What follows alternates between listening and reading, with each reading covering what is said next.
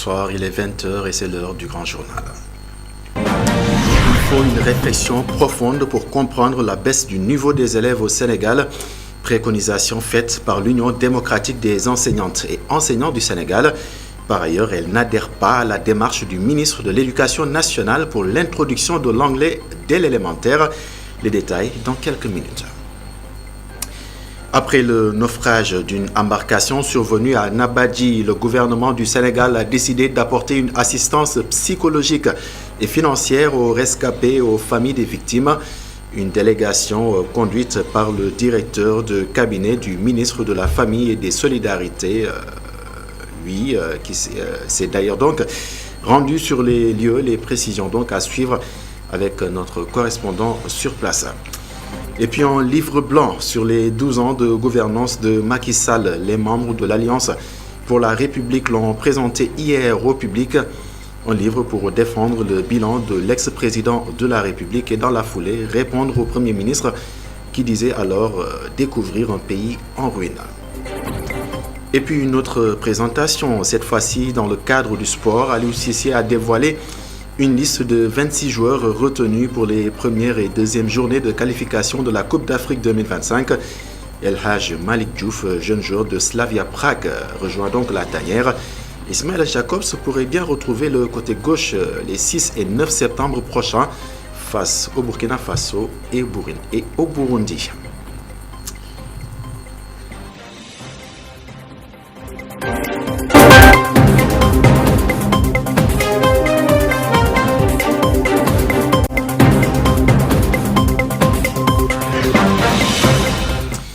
Bien le bonsoir et bienvenue. Baccalauréat, brevet de fin d'études élémentaires et brevet de fin d'études moyennes et certificat de fin d'études élémentaires. Les résultats sont donc à la baisse, fait remarquer l'Union démocratique des enseignants et enseignantes du Sénégal.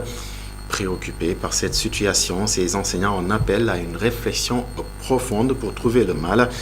Par ailleurs, l'UDEN dit ne pas adhérer à la démarche du ministre de l'Éducation nationale pour l'introduction de l'anglais dès l'élémentaire. Elle l'a fait savoir donc hier lors de la réunion de son bureau exécutif national. Nous suivons les précisions de Abdourahmane Gueye, secrétaire général de l'UDEN. Il est avec Boudal Ndiacha. Les examens. Et vous conviendrez avec nous que c'est une baisse à tous les niveaux. Bac BFM, entrée en 6e, du taux de réussite.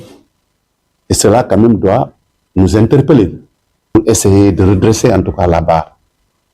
Mais ça nous a permis aussi de parler de la formation des enseignants. Parce que pour asseoir une qualité, il nous faut avoir des enseignants qui soient bien formés. L'introduction de l'anglais sur la forme, nous ne sommes pas d'accord par la manière dont ils ont procédé. Parce que si nous devons introduire des réformes, nous pensons que quand même c'est une affaire de la communauté. Il faut impliquer en amont les organisations que nous sommes, les parents d'élèves, commencer par les rappels. Je crois que le rythme par rapport aux engagements de l'État est très faible. C'était 10 000 par an. Aujourd'hui, vous faites le décompte, vous verrez que même le tiers n'a pas été respecté. Ça, c'est un problème. Mais l'autre problème par rapport à ces rappels-là, c'est le taux d'imposition. Éducation, toujours les maîtres coraniques et les marraines des talibés ou apprenants et mendiants en même temps souhaitent ainsi l'amélioration des conditions de vie de ces derniers. Pour y parvenir, l'État doit aussi se pencher sur les conditions de travail de leurs maîtres selon eux. Par ailleurs, ils souhaitent ainsi l'érection d'un siège pouvant recevoir ceux qui veulent s'acquitter de l'aumône légale, entre autres propositions qu'ils ont donc faites lors d'une journée de réflexion organisée par le conseil régional qui les regroupe. Suivant les précisions dans ce compte rendu signé Muntaga Kana. Les membres du conseil régional des maîtres coraniques, en marge de cette journée de réflexion, ont demandé aux autorités de leur bâtir un siège devant leur permettre, entre autres, de recevoir ceux qui aimeraient s'acquitter de leur aumône légale, à savoir le zakat. bëgg nañu organiser wu Nous souhaitons nous organiser de sorte qu'on puisse, au niveau du siège que nous réclamons aux autorités, accueillir ceux qui donnent leur aumône légale. Ainsi, nous travaillerons à aider des pauvres à devenir riches. La plupart des maîtres coraniques peinent à réunir les documents requis pour la demande d'autorisation.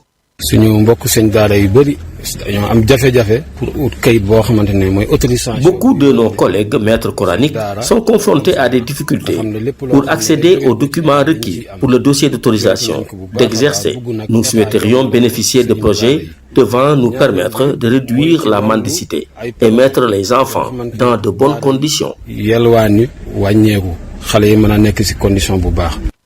Dans la recherche des moyens leur permettant de soutenir comme il se doit les talibés, leur marraine, dénommée Ndeyou Dara, réclame entre autres la mise à leur disposition de terres destinées à des activités horticoles.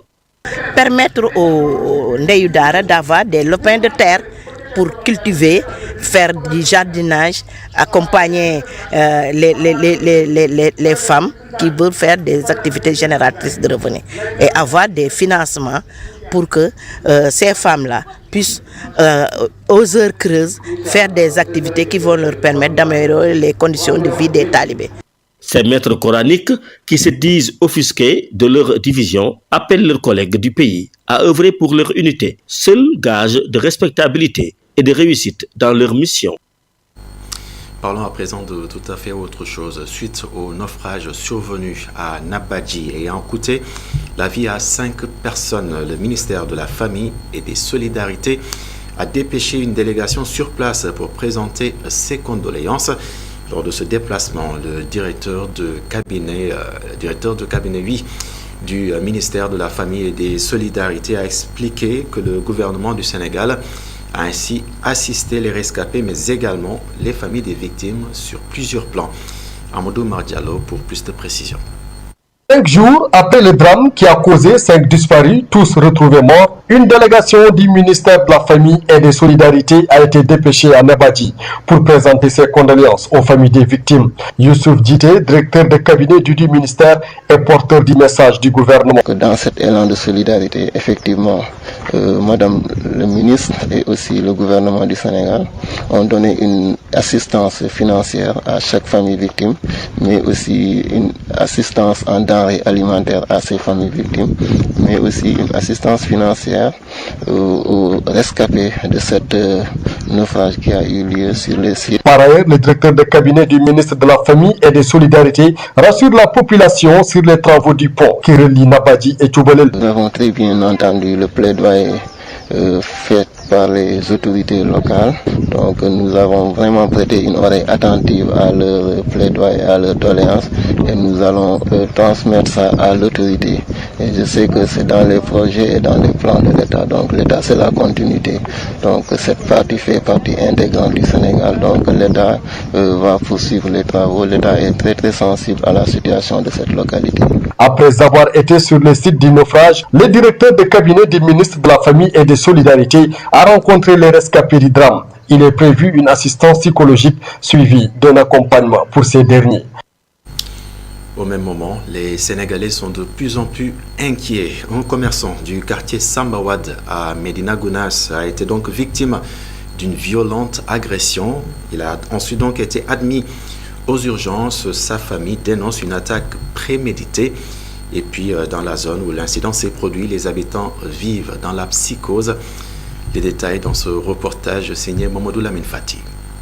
Un cas d'agression s'est produit dans le quartier Sambawad de Médina Gounass, près de l'arrêt Baïnias. Un commerçant nommé Amadou Diallo a été touché par une balle au niveau des côtes. Il est arrivé vers les coups de 8 heures du matin. Il a trouvé mon mari en train de dormir, tandis que moi, je ne dormais pas. C'est à ce moment qu'il a poussé la porte du pied et m'a ordonné de lui remettre le sac, menaçant de nous tuer. Je lui ai demandé de me laisser le temps de m'habiller, ce qu'il a refusé. C'est alors que mon mari m'a demandé de lui remettre le sac. J'ai hésité avant de m'exécuter. En entendant un bruit derrière lui, j'ai appelé le gardien. Et c'est à ce moment qu'il a tiré sur mon mari. La première balle l'a touché, mais la seconde a manqué sa cible. Il a ensuite pris la fuite. Pour Ousmane Diallo, le neveu de la victime, cette agression était préméditée. Ils ont dit qu'il est arrivé ici tôt. Il bordait sur le parade, il est resté ici environ 1 heure de temps ou bien 1h30 minutes. Il est bordé sur les parades, en plus il est parti attaquer mon oncle dans sa chambre. L'insécurité croissante dans la banlieue a créé un climat de psychose au sein de la population. Ousmane Diallo appelle les autorités à prendre des mesures pour y remédier. On a porté plainte, en plus la police est venue, ils ont fait leur constat, en plus ils sont partis. Que les forces de l'ordre fassent leur travail, qu'ils attrapent les criminels. Ce n'est pas un agresseur, c'est un assassin lui. Il est venu armé, en plus il avait mis un casque sur sa tête pour qu'on ne le reconnaisse pas. Il a fait ça, en plus il est venu, il est entré, il a ouvert la porte brusquement. Il a tiré sur mon oncle en lui demandant un sac à dos. Tuerie, vol, agression, drogue, violence sexuelle. Autant de mots qui gangrènent la société sénégalaise. Et dans ces affaires, les enfants de la banlieue paient un lourd tribut. Politique à présent. L'Alliance pour la République plutôt publie donc un livre blanc sur les 12 ans de gouvernance de Macky Sall. Un livre pour défendre le bilan de l'ex-président de la République, un bilan positif qui repose sur 4 axes majeurs, selon donc ses souteneurs, Farba Ngom et compagnie, ont donc rappelé entre autres le Yoonu Yokkute, la diplomatie ou encore le multilatéralisme. Ils ont donc présenté le livre au public hier à leur siège de Mermoz. Aliou Sow et Cheikh Tidiane Diouf y étaient également. Le bilan de Macky Sall retracé dans un livre, la coalition Benno Bokk Yakaar met en exergue les 4 points essentiels qui ont marqué sa gouvernance de 2002 à 2024.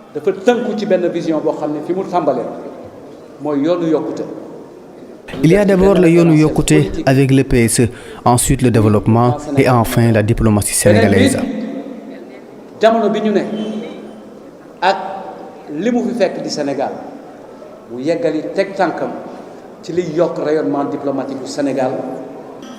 Un livre qui relate l'action dite décisive de Macky Sall à la tête du Sénégal. Pour Maître Sidiki Kaba, c'est une somme de réalisations dans plusieurs secteurs vitaux de l'État. Notamment les zones rurales qui ont été au cœur des priorités de notre coalition pendant 12 ans.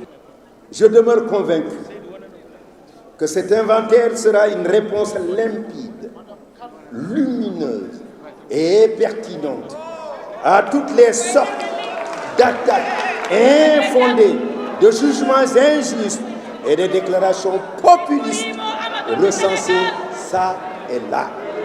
L'ex-président accusé de bafouer la démocratie, Ismaïla Madior Fall, balaie ses allégations. Pour l'ancien ministre de la Justice, Macky Sall, en 12 ans, a renforcé la démocratie. Le président du Nord a fait que le mandat de 7 ans. Mon mandat de 5 ans. À son accession au pouvoir, le mandat était de 7 ans et c'est lui qui l'a ramené à 5 ans renouvelables une seule fois. C'est le président Macky Sall qui a mis en place le HCCT à travers un référendum. Je l'ai créé le Haut Conseil des collectivités territoriales. La santé, l'éducation, la diplomatie, sans oublier le secteur primaire, tout a été mis à la loupe pour les membres de la coalition Benno Bokk Yakaar dans le règne du président sortant. Les populations de Kéliman, localité donc située dans la commune de Nganda, sont dans tous leurs états. Elles accusent l'infirmier chef de poste de détournement d'un montant de 7 millions de francs CFA. À l'occasion d'un point de presse, elles ont donc exigé son départ. Aliou Djeri Cissé, secrétaire exécutif du comité de développement sanitaire, porte leur parole. Le voici au micro de Boubacar Falbop. Faire la situation qui prévaut dans le poste de santé médico-social depuis un certain temps. Ce poste de santé est construit par un des fils de ce village de Kéliman. Ce poste de santé mériterait un ICP mieux que Ndaw. Il y a un bombe social qui dort ici. On a constaté au cours de 9 mois que une somme de plus de 4 millions On a un gap de plus de 4 millions. Voici les preuves. Et aussi, on constate des millions de dépenses sans papier justificatif. On exige son départ. On ne veut plus rien de lui. On veut tout simplement qu'il quitte ici. On note IGP. On appelle solennel aux autorités qui disent le djubal. On veut qu'il quitte ici. On veut son départ, tout simplement. Et puis interpellé sur ces accusations, Muntaha Diao, infirmier chef de poste, ne souhaite donc pas se prononcer, du moins pour le moment. Il promet toutefois d'apporter la réplique très prochainement. Santé toujours dans cette édition, dans le but de mieux les outiller contre donc la variole du singe. Des experts des laboratoires de 17 pays africains ont donc été formés.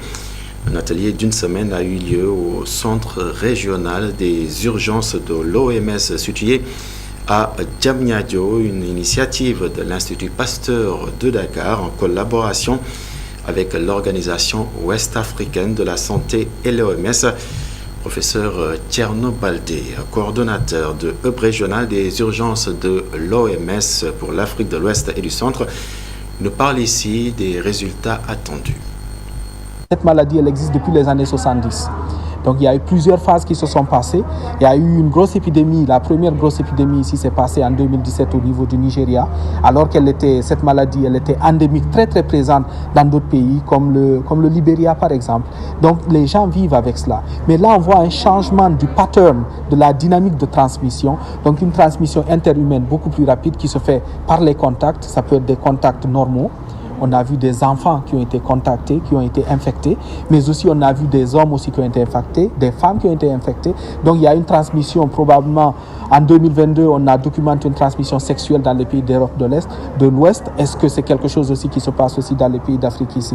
Donc c'est vraiment une épidémie très complexe et je pense que l'un des rôles les plus importants de l'OMS et de ses différents partenaires, c'est vraiment de sonner la cloche d'alerte, afin que l'on puisse mobiliser tous les efforts qu'il faut pour mieux comprendre justement cette dynamique-là. Donc pour répondre plus directement à votre question, les recherches sont en cours. Actuellement, il y a donc cette transmission interhumaine qui se passe, il y a la transmission zoonotique qui se passe dans certains pays. Donc c'est tout cet ensemble-là qui nous interpelle aujourd'hui et qu'on met tous les moyens qu'il faut pour pouvoir l'adresser à travers ce partenariat vraiment fructueux qui nous permet de construire des capacités, donner des équipements, du matériel aux personnes qui rentrent chez eux, qu'ils puissent faire les tests. Sport, avant de clore cette édition, Aliou Cissé a publié donc ce matin la liste des joueurs retenus pour les premières et deuxièmes journées de qualification pour la Coupe d'Afrique des Nations 2025. Aliou Cissé a fait donc appel à El Hadj Malick Diouf, arrière gauche de 19 ans qui évolue au Slavia Prague en République tchèque. Et puis Ismaël Jacobs, absent du dernier regroupement à cause d'une blessure, fait son retour. Le Sénégal accueille donc le Burkina Faso le 6 septembre prochain avant de se déplacer au Burundi le 9 septembre donc. Suivant le compte rendu de Elisabethine, le compte rendu donc de la conférence de presse du coach Aliou Cissé. C'est avec 26 lions que le sélectionneur national compte aborder ses éliminatoires face à des adversaires de haut niveau. Mais Aliou Cissé vise la victoire face au Burkina Faso le 6 septembre et le Burundi le 9 septembre prochain. Vendredi prochain, ça sera un match très compliqué pour nous. Mais de notre part, nous allons bien préparer ce match-là, malgré que c'est très court, comme vous le voyez. On reprend les joueurs le 2, on joue le 6. Lundi, vendredi, c'est pratiquement 3-4 jours. Et 2-3 jours après, on va aller au Burundi. Donc, comme je l'ai dit, c'est des éliminatoires qui sont très difficiles. Le sélectionneur national a pris un jeune de plus dans la tanière en la personne de El Hadj Malick Diouf, défenseur latéral de Slavia Prague. Un rajeunissement de l'équipe nationale nécessaire selon Aliou Cissé. Ce qui est important pour moi, c'est aussi, au-delà de continuer à avoir une équipe compétitive, c'est de penser aussi à l'avenir pour justement laisser un legs, un héritage aux autres qui vont arriver. Et cette équipe nationale du Sénégal, c'est la rencontre de deux générations. Une génération, comme tu le dis, qui est en l'air, qui touche à sa fin, et il y a une nouvelle génération qui est en train d'arriver. Aujourd'hui, il y a un garçon comme El Hadj Malick Diouf qui fait de très très bonnes choses, qui fait partie de cette génération-là. Face au Burkina Faso vendredi prochain, Aliou Cissé réclame beaucoup plus de monde dans les tribunes du stade Abdoulaye Wade de Diamniadio. Il lance son appel au public sénégalais. On ne peut pas avoir un stade comme celui de Abdoulaye Wade et qui ait 5000 spectateurs. Les gens nous demandent d'être bons, on nous demande de gagner nos matchs, on nous donne des objectifs. Mais ces objectifs-là, nous ne le ferons pas seuls. On a besoin de notre public, on a besoin de nos supporters. Je suis nostalgique de Sénégal-Égypte. Et tous les matchs de l'équipe nationale du Sénégal doivent être comme ça. Il y a une possibilité que ce soit comme ça. Pour pousser cette équipe-là à aller de l'avant. Parce que cette équipe en a besoin. Contre la RDC, je n'ai pas senti nos supporters. J'ai vu des spectateurs qui viennent voir un spectacle. Mais je n'ai pas vu vraiment des supporters. Donc... Les 26 joueurs sélectionnés vont débuter leur stage dès ce lundi à Diamniadio. Le travail va pouvoir démarrer avant les premières sorties des Lions pour les éliminatoires de la CAN Maroc 2025. Et c'est le coup de sifflet final de cette édition. Merci de l'avoir suivi. Excellente soirée, excellente suite des programmes sur la télévision d'ici et d'ailleurs.